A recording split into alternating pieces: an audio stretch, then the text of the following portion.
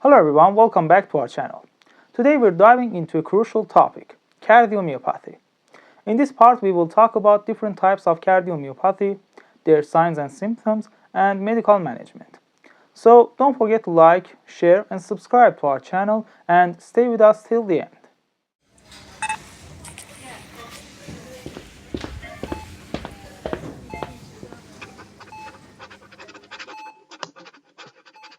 So what exactly is cardiomyopathy? Well, it's any disorder that affects the heart muscle. This condition can seriously impact the heart's ability to pump blood effectively. Sometimes it even messes with the heart rhythm, leading to arrhythmias. Now, there are different types of cardiomyopathy. Let's break them down. One is dilated cardiomyopathy, two is hypertrophic cardiomyopathy, and three is stress-induced cardiomyopathy. Let's start with dilated cardiomyopathy. This one can be either genetic or acquired.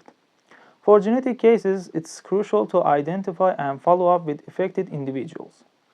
Researchers are currently studying the genes responsible for this disease to find better prevention and treatment methods. Non-genetic cases can be triggered by other conditions like hyperthyroidism, so it's important to monitor and treat these underlying issues. General supportive treatments for dilated cardiomyopathy include a low-salt diet, limiting fluid intake, getting adequate rest, and reducing physical activity during periods of cardiac decompensation. A detailed medical history is essential, especially if there has been a recent decrease in exercise tolerance, which could indicate the disease is worsening. It's also important to review any current medications and adjust them as needed, especially before surgery. EKGs are a must, and if they don't provide enough information, Holter monitoring can be used. Common medications for these patients include ACE inhibitors, angiotensin II receptor blockers, and beta-adrenergic blockers. ACE inhibitors should be continued up to the day of surgery. During surgery, it's crucial to avoid fluid overload and arrhythmias. And maintaining myocardial contraction and ejection fraction is key to ensuring adequate blood flow to the lower limbs.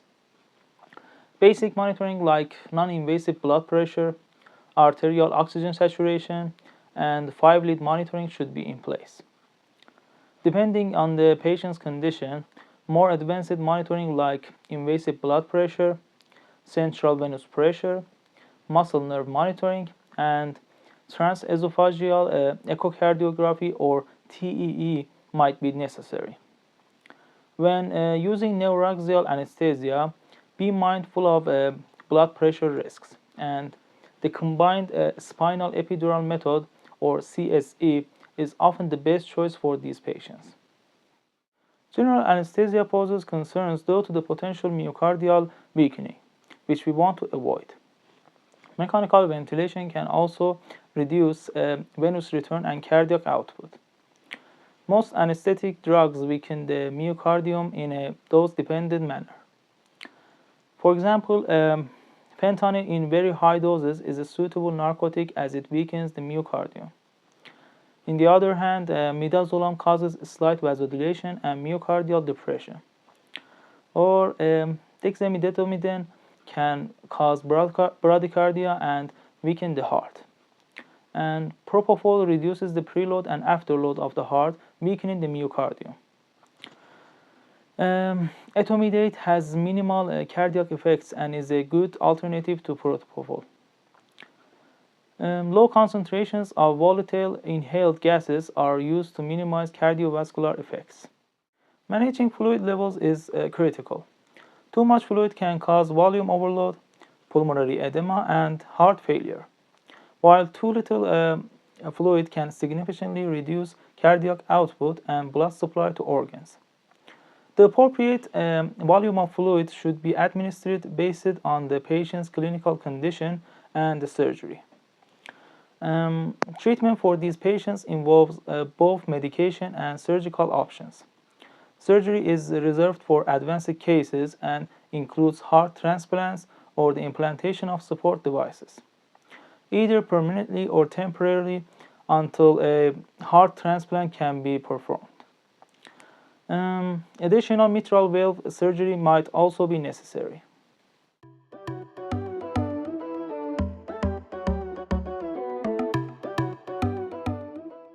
Now, let's dive deeper into dilated cardiomyopathy. We'll start with pathophysiology. This myocardial disease is categorized by the dilation of the left ventricle or both ventricles, dilation of both atria, reduction of ventricular wall thickness, and systolic dysfunction without abnormal loading conditions or coronary artery disease. Now, let's talk about signs. Most symptoms stem from left ventricular dysfunction affecting both ventricles.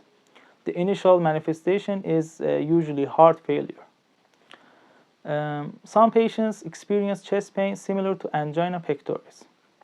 And common symptoms include shortness of breath during activity, fatigue due to the left ventricular failure, low cardiac output, peripheral edema, and neck vein dilation due to the right ventricular failure.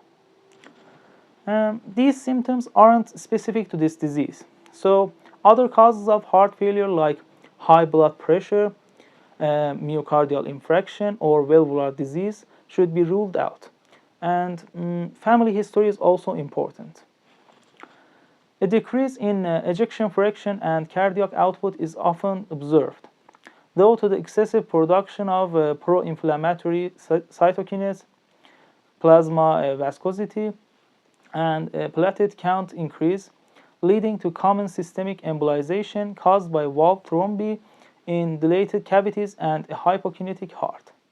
Now, let's talk about examination and diagnostic findings. Echocardiography is the primary imaging technique used to diagnose this condition and rule out other disease. It can show dilation of the ventricles and atria and identify valve thrombi. Echocardiograms detect arrhythmias, which are common in these patients, with premature ventricular rate and atrial fibrillation being the most common dysrhythmias. Cardiac MRI is also used, and laboratory tests help rule out other causes like hyperthyroidism. Precardial biopsy is not recommended. Diagnosing the underlying cause requires a complete and thorough medical history. Gene sequencing and study methods are also employed. Now, let's chat about hypertrophic cardiomyopathy. It's the most common genetic disease of the heart. Due to its high genetic and clinical diversity, precise management instructions are challenging to provide. Generally, both medical and surgical treatments are used. In medical treatment, beta blockers and calcium blockers are commonly used. Beta blockers reduce the heart rate and oxygen demand, prolonging diastole and increasing passive ventricular filling time. Calcium channel blockers help reduce symptoms. Diuretics can be prescribed carefully, and for patients who remain symptomatic, disopyramide, a negative inotrope, is considered as a second-line treatment.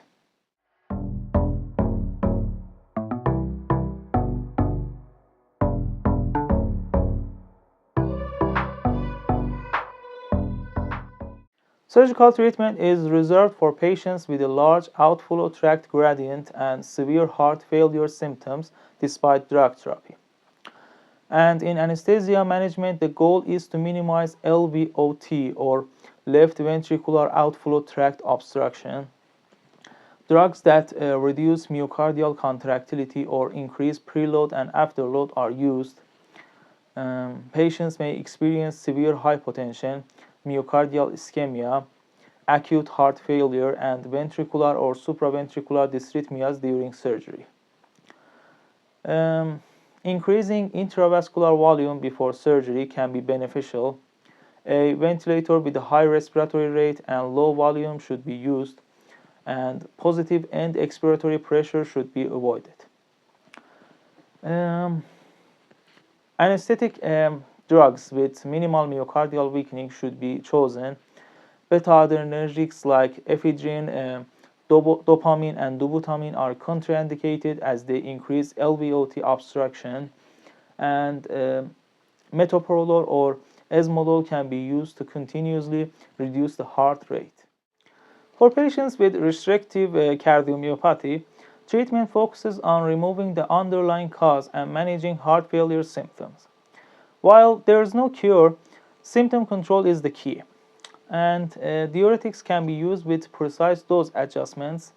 Beta blockers and calcium channel blockers can increase ventricular filling time, and angiotensin receptor blockers may also be used. Now, let's chat about pathophysiology. It is a complex heart disease with great morphological, functional, and clinical diversity. It can occur at any age, and the most common heart disease is with a genetic factor and is transmitted in an autosomal dominant manner. This disease, in the absence of any other disease that can cause hypertrophy, it develops slowly, such as high blood pressure and aortic stenosis. Histologically, it features myocardial hypertrophic cells and patchy areas of myocardial scar. Key features include myocardial hypertrophy, dynamic LVOT obstruction, anterior systolic movement of the valve, mitral causing mitral regurgitation, diastolic dysfunction, myocardial ischemia, and dysrhythmias.